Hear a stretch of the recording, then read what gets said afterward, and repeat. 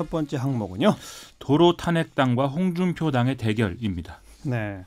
홍준표 전 대표 오늘 전당대회 출마 선언했죠? 그렇죠. 이 책을 뭐 당랑의 꿈이라는 제목의 이 책을 써서 출판 기념회를 했는데요. 뭐 당랑 거철의 그 당랑이겠죠. 사마귀? 그렇죠. 예. 뭔가 거대한 뭔가에 맞서는 그런 모습이다라고 자기를 규정하고 있는 건데 예. 이 출판 기념회 자리에서 정식으로 이제 전당대회 출마 선언을 했습니다. 도로 탄핵당, 도로 병역 비리당을 맡겠다면서 이번 전당대회는 홍준표 재신임이 초점이다 이렇게 주장을 했거든요. 네. 그러면 이 표현대로 하면 이 전당대회는 도로 탄핵당과 홍준표 당의 대결 아니겠느냐 이런 생각이 좀 들었습니다. 그래서 이름을 그렇게 붙였다. 그렇습니다. 출마 선언 핵심이 뭐예요? 지금 문재인 정권에 이 보수야당이 맞서서 막 싸워야 되는데 자유한국당이 여전히 특권 의식과 이미지 정치에만 빠져 있다 이런 얘기였습니다. 이렇게 가면 다음 총선에서는 질 것이 뻔하고 지금 많은 국민들이 또 역시 홍준표가 옳았다라고 얘기를 하고 있기 때문에 자기가 이제 나서지 않을 수가 없다 이런 얘기였습니다. 그래서 자기가 되면 총선에서 뭘 갖고 싸우겠다는 거죠? 일단 뭐 안보 문제라든지 지금 뭐 경제가 어렵다 이런 것들에 대해서 문제를 좀 강하게 제기를 하겠다 이런 얘기를 주로 했고요. 그다음에 뭐 신재민 전 사무관 사건이라든지 김태우 수사관 문제 그리고 손혜원 서영교 의원 사건 이런 것들을 쭉 거론을 하면서 이런 게 이제 총체적 국정 난맥 상황인데 지금 우리 야당이 너무 무력하다 이런 얘기들을 쭉 했습니다. 네. 그리고 이제 그 지금 뭐 뉴스가 곽상도 의원 등등을 통해서 이제 나오고 있는 대통령 자녀의 뭐 해외 이주 문제 이런 거 있지 않습니까? 예. 이거는 제대로 파헤치면 정권이 무너질 수도 있다고 생각한다 이런 얘기도 했고요. 예. 또 김경수 전 지사가 이제 법정 구속되고 뭐 이렇게 된 거에 대해서도 이것도 이제 당으로 돌아가면 뭔가 정권의 정통성에 대한 문제 제기를 할 것처럼 그런 얘기를 이제 했습니다. 예. 그런데 대선 후보였다가 대선 패배했잖아요. 그렇죠. 그리고 바로 또 대표로 했다가 지방선거 참패했잖아요. 그렇죠. 그런데 다시 출마하는 거에 대해서는 비판 여론이 있잖아요.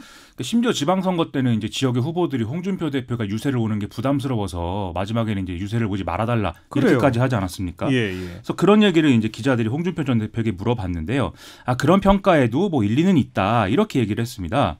그러면서 그래서 자기도 이제 처음에 전당대회에 안 나오려고 했는데 지금 탄핵 총리가 당을 이끌게 되면 내년 총선에서도 이 탄핵 프레임에서 당이 벗어날 수가 없고 그러면 그걸 방치할 수가 없지 않겠느냐. 그래서 내가 생각을 바꿨다 이렇게 얘기를 했고요. 예. 그 외에도 이제 황교안 전 총리에 대해서 반듯한 공무원일 수는 있겠지만 정치인은 아니다 이렇게 평가하기도 했고 최근에 보도된 내용인 최순실을 뭐 이전에 알았느냐 이 문제에 대해서도 최순실을 몰랐다라면 무능한 것이고 알았다면 이 책임을 져야 된다 이런 주장을 또 하기도 했습니다. 그러니까 결국 자기도 안 나오려고 했는데 황교안 전 총리가 나오니까 그 대항마로 내가 나간다 이 얘기네요. 그런 논리를 지금 강하게 세우고 있는 건데요. 예. 원래 이제 홍준표 전 대표까지 출마하면 이제 3파전이 될 거다 이렇게들 예상하지 않았습니까? 근데 오늘 이렇게 황교안 전 총리를 집중 거론하면서 공격을 한 걸 보면 이 전당대회 구도를 양자 구도로 이제 만들어 가겠다 이런 의지가 좀 분명하게 보였습니다. 네. 이른바 비박계 지지를 좀 받을 것으로 예상됐던 오세훈 전 서울시장의 경우에는 처음에 언론이 주목한 것에 비해서 그다지 좀 분위기가 뜨고 있지 않는 것 같기 때문에 아마 이런 정세를 좀 고려한 그런 이제 움직임인 것 같기도 합니다. 분위기가 뜨고 있지 않다는 진단은 왜 나오는 거죠?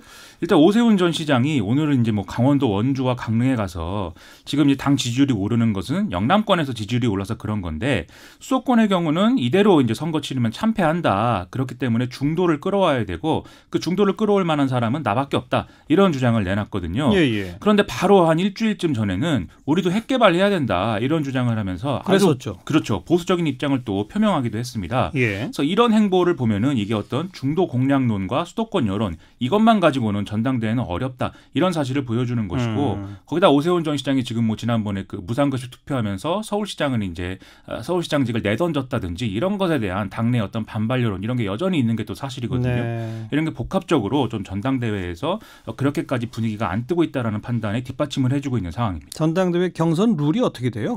지금 책임당원 투표 70% 그리고 일반 국민 여론조사 30%를 합산하는 걸로 지금 돼 있기 때문에 네. 그러면 역시 당원 수가 많은 영남 표심이 중요하다 이렇게들 보고 있는 상황이거든요.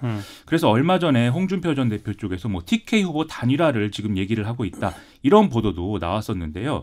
그래서 오늘 기자들이 또 물어봤습니다. 이 TK 후보 단일화는 여전히 추진을 하는 거냐 그랬더니 홍준표 전 대표가 TK 사람들은 서로 친한데 한 지붕 아래 세 사람이 나오면 되겠느냐 이렇게 또 얘기를 했거든요. 네. 그래서 일부 이제 그 어떤 인정을 좀 한 거죠. 예. 그렇게 되면 이 세 사람이 누구냐 이게 또 관건 아니겠습니까?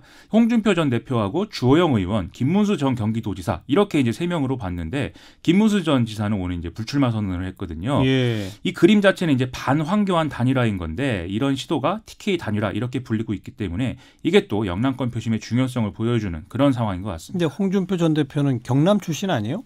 그렇죠. 그게 또 재미있는 점인데요. 경남 창녕에서 이제 태어났는데 중고등학교는 또 대구에서 다녔다는 거거든요. 아. 그래서 이제 대구에 가서는 이제 TK에 가서는 대구에 자기가 연고가 있다 이 얘기를 하는 거고 네. 또 PK에서는 여기가 고향이고 또 도지사도 했다 이렇게 해서 좀 영남권에서 대세론을 뭐 만들어 보겠다라는 예. 그런 전략일 것으로 지금 예상이 됩니다. 예. 과연 이런 전략들을 통해서 뭐 다시 홍준표당이 되는 거냐 이게 좀 궁금해집니다. 어쨌든 전당대회 열기는 달아오르네요. 그렇습니다. 자, 시사회기 두 번째 항목은요. 이중 권력에 이은 정권 전복입니다. 베네수엘라 얘기로군요. 그렇습니다. 지금 베네수엘라 사태의 극한으로 치닫고 있는 상황인데요.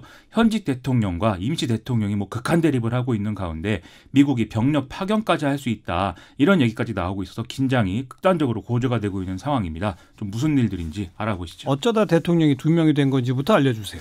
이 현지 시간 지난 23일에 후안 과이도 국회의장이 자기를 이제 그 임시 대통령으로 선언을 한 건데요. 근거는 이제 국회가 현직 대통령을 불신임할 경우에 국회의장이 임시로 대통령직을 수행할 수 있다. 이런 헌법 조항이 있다라는 거였습니다. 예. 그래서 국회가 이제 일종의 불신임을 했다고 봐서 이제 스스로를 임시 대통령으로 선언을 한 건데요. 네. 이후에 미국과 유럽연합 등의 어떤 서방 국가들이 연이어 마두로 대통령이 퇴진하지 않으면 후안 과이도 의장을 대통령으로 인정하겠다. 이런 입장을 쭉 밝힌 그런 상태입니다. 네. 거기다가 미국은 또 자국에 있는 베네수엘라 국영 석유 기업의 자산 동결 그리고 송금 금지 이런 내용의 제재를 발표했는데요.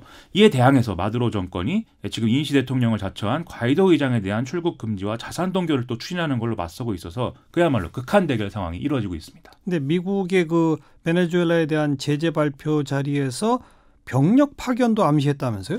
그렇습니다. 이 뭐 강경파다 이렇게 분류가 되는 존 볼턴 백악관 국가안보보좌관이 이 제재를 발표하는 자리 이 메모장을 하나 들고 나왔는데요. 네. 거기에 5천 명의 병력을 콜롬비아로 이런 내용이 적혀 있는데 이걸 아주 의도적으로 언론에 보여주는 그런 상황이 좀 연출이 됐습니다.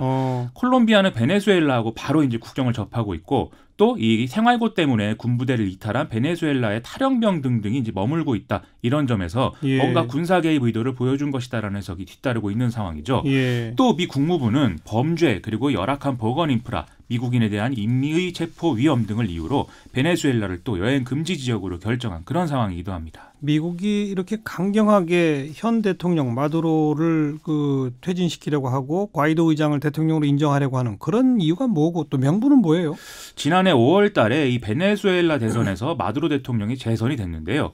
이 선거가 주요 야당 정치인들의 참여를 봉쇄하고 비민주적으로 치러졌기 때문에 마두로 정권에는 정통성이 없다. 그리고 그렇기 때문에 과이도 의장이 민주적 지도자이다. 이게 이제 미국이 생각하는 어떤 그 국면입니다. 네. 그리고 이 대선 이 결과 직후에 또 서방 국가들이 그때부터 이제 이 대선 결과 인정할 수 없다는 입장을 쭉 발표해 왔기 때문에 예. 그 연장선상으로 이제 봐야 될 것 같고요. 예. 그다음에 마두로 정권의 어떤 극단적인 정책 때문에 경제가 파탄이 나서 베네수엘라 국민들이 지금 고통을 겪고 있다. 이런 상황 논리도 이런 서방 국가들의 입장을 정당화시키는 하나의 요인이 되고 있는 것으로 보입니다. 근데 뭐 마두로 정권이 반미 정권이기 때문에 그 전복하려는 거 아니냐 이런 지적도 있잖아요. 그렇습니다. 사실 문제의 본질이 거기 있는 거 아니냐라는 얘기가 있는 건데요. 미국이 베네수엘라에 대한 불만을 갖기 시작한 거는 마두로 대통령의 전임자인 우고 차베스 정권 때부터라고 볼 수가 있습니다. 차베스 정권은 미국 주도의 세계 질서를 거부를 하면서 자신들이 산유국이라는 이점을 활용해서 이제 고도 성장을 추진을 해왔는데요. 예. 실제로 2002년에 베네수엘라에서 이 차베스 정권에 반대하는 쿠데타 시도가 일어났었는데 이때도 미국이 배후 아니냐 이런 의심이 이제 제기된 바가 있습니다. 예. 또 미국은 베네수엘라뿐만 아니라 주요 남미 국가들의 정치에 개입해온 그런 역사를 쭉 그렇죠. 이제 해왔기 때문에 이것도 같은 맥락이다 이렇게 보는 시각이 있는 것 같습니다. 그런가 하면 러시아, 중국 뭐 이런 쪽은 또 현 마두로 정권을 지지한다면서요. 그렇습니다. 러시아, 중국, 쿠바 이런 전통적인 반미 국가들의 경우엔 또 베네수엘라 국민들의 주권을 인정해라 이런 취지로 미국의 개입에 반대하고 있는 이런 상황이어서요. 이런 상황이 쭉 이어지면 어떤 국제적인 대결 구도가 다시 한번 또 형성될 그런 가능성도 커 보입니다. 네, 여기까지 정리합시다. 수고하셨어요. 고맙습니다. 김민아 기자였어요.